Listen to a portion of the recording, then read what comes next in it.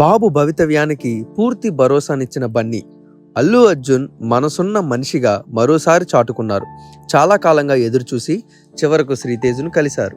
అదే సమయంలో తన ఆరోగ్యానికి, భవిష్యత్తుకు తనదే బాధ్యత అంటూ భరోసానిచ్చారు.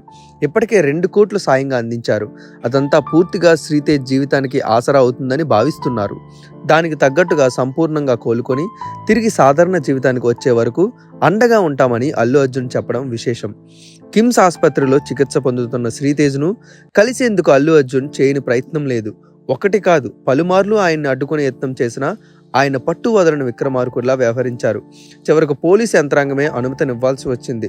దాంతో అల్లు అర్జున్ తన బిడ్డతో సమానంగా భావిస్తున్న శ్రీతేజ్ కోసం ఎంతో ఆతృతతో ఆసుపత్రిలో అడుగుపెట్టారు. బాబుతో ఎక్కువ సమయం గడిపే ప్రయత్నం చేశారు. పూర్తి భరోసా కల్పించారు. తనకు ఏ లోటు రాదని ధీమా వ్యక్తం చేశారు. తన అభిమాన హీరోను చూసిన తర్వాత శ్రీతేజ్ కూడా ఎంతో ఆత్మస్థైర్యం ప్రదర్శించిన తీరు అందరినీ ఆకట్టుకుంది. వేగంగా కోలుకోవడానికి ఇది ఉపయోగపడుతుందన్న అభిప్రాయం కలిగింది. తన ప్రమేయం లేకుండా జరిగిన తప్పిదానికి కూడా ప్రాయశ్చిత్తంగా సాగుతున్న అల్లు అర్జున్ తీరు బాధితుడిని కలిసిన సమయంలో అందరి మనసును హత్తుకుంది. అంత ఆప్యాయంగా సాగిన అల్లు అర్జున్ ధోరణి ఆసుపత్రి వైద్యులను కూడా ఆశ్చర్యపరిచింది.